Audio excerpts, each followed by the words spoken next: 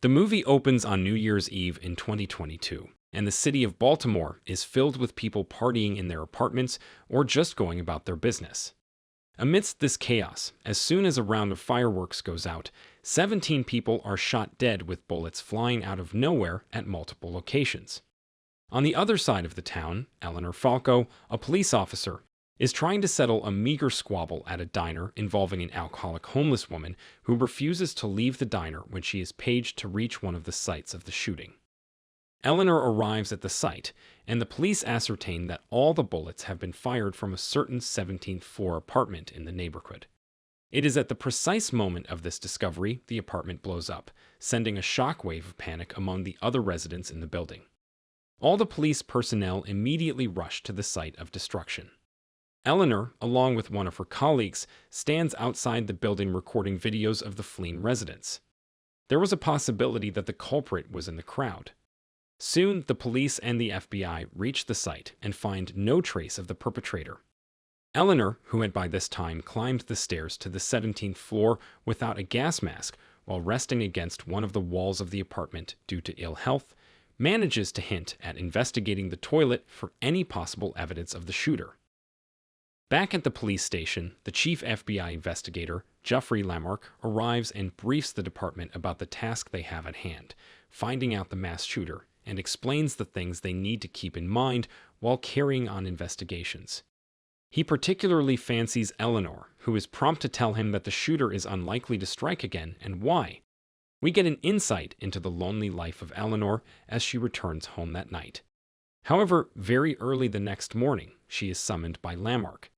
The latter insists that she assist him in this case, because her thought process would be insightful, and she could also serve as the link between the Baltimore Police Department and the FBI in this investigation.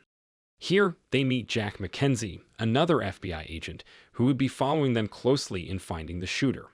What follows is a lot of brainstorming among the three as they try to understand the possible motive of the attack or the reason why it took place. We also understand that Lammark is under huge duress from the FBI authorities to successfully find the shooter. While Eleanor, Lammark, and McKenzie are still trying to figure out who the killer is, the investigators have narrowed it down to a teenage boy who has confined himself to his room and watches ISIS videos as their primary suspect. They proceed to zero down on him, despite Lammark's orders. Unfortunately, the boy jumps out of his bedroom window and dies in the process. As the authorities press upon Lammark to find the shooter, he invites Eleanor home and introduces her to his husband, revealing himself to be a closeted homosexual. Lammark also confronts Eleanor about her FBI rejection, citing psychiatric issues such as depression as the reason.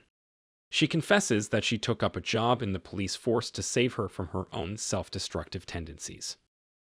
A few days later, another horrific incident takes place. In a shopping mall, a man is seen stealing the clothes of a guy from the male changing room and washing it clean in the sink area of the toilet. Another man spots him in the act and informs the mall security guards about this unaccepted behavior, who try to trace the stranger down. When they finally find him, he is stealing food at the food court. As the guards try to ask him to leave, the man pulls out a gun and shoots the people around him dead. He escapes from the rest of the police, who are after him, by blowing them up with grenades planted in a nearby dustbin. Lammark and Eleanor reach the place shortly afterward and are horrified by the nonchalance of the man. The news spreads like wildfire. The FBI takes down a group of local NRA members who support gun violence in another attempt at finding the perpetrator. In the course of the investigation, Lammark and Eleanor come to believe that the shooter has access to old guns and military equipment, and the lab stool result shows that the man was on a plant-based diet in the days following up to New Year's Eve. However, the authorities at this point have lost confidence in Lammark and his team after the second attempt at crackdown, and both Lammark and Eleanor are removed from investigating the case any further. Subsequently, a realization strikes Eleanor, which finally leads her to the culprit, a man named Dean Posse. Throughout the whole movie, the detectives at work come to identify the primary traits of this man: a white guy, not a meat eater, and someone with access to old military weapons. Luckily, One of the men who painted the apartment that originally blew up provides a facial sketch of Posse and directs them to search at a meat processing factory around where he was previously employed. Eleanor and Lammark find out about Dean from the older employees at a slaughterhouse and learn that Dean is believed to have killed one of his superiors, who was also a bully to him. This led to his imprisonment for 2 years before he was released on parole in December 1999. Posse's father, Sergeant Arthur Posse, was the shooting instructor of the 75th Rangers, and Dean's parole had been supported by letters written by 2 of his father's Army friends. Eleanor and Lammark try to dig deeper into his past, only to understand that he has no credit cards in his name, no home address, and no social security number, rendering him the qualities of a ghost in today's world. After arriving at Mrs. Posse's house, she briefs him about how Dean was injured in the head by 2 bullets during his childhood, and how he started despising the world around him as he grew up and became extremely introverted, so much that he was overjoyed when everyone was locked up at home during the COVID pandemic of 2020 to 2021. Eleanor spots 2 cups of tea and a flannel shirt hanging from the clothes stand, ultimately realizing that Dean Posse may be hiding in the outhouse. While they can't contact the force by any means, someone from the neighborhood possibly reports to the police about gunshots, one that Dean uses to kill Lammark and another that Mrs. Posse shoots herself in the head. Dean then emerges from the outhouse and confronts Eleanor, but does not shoot her. When conversing with Eleanor, Dean Posse confesses that it made sense to him to shoot 200+ people because human beings made a lot of noise, appreciating fireworks display year after year. Dean wishes for there to be fewer lights so that one can see the stars. He appeared to be generally angry at the world, at the capitalist and cruel systems that prevail in society, from working 12-hour shifts to be recognized in the country to killing cows for making burger patties. Moreover, Dean feels observed at all times, constantly needing to be recognized or earn money to survive in the world. He doesn't seem to have any remorse when he says that if he couldn't find peace in the world, he could at least deliver retribution. Dean also denied feeling like love could save him because he had already traversed too far down the road of unhappiness and crimes.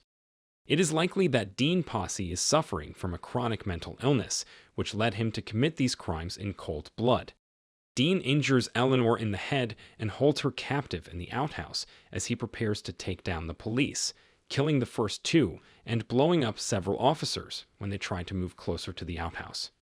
Eleanor initially tries to rationalize with him, failing at which she bites Dean in the throat and tears some of the flesh, injuring him. Dean walks away into the night with his guns.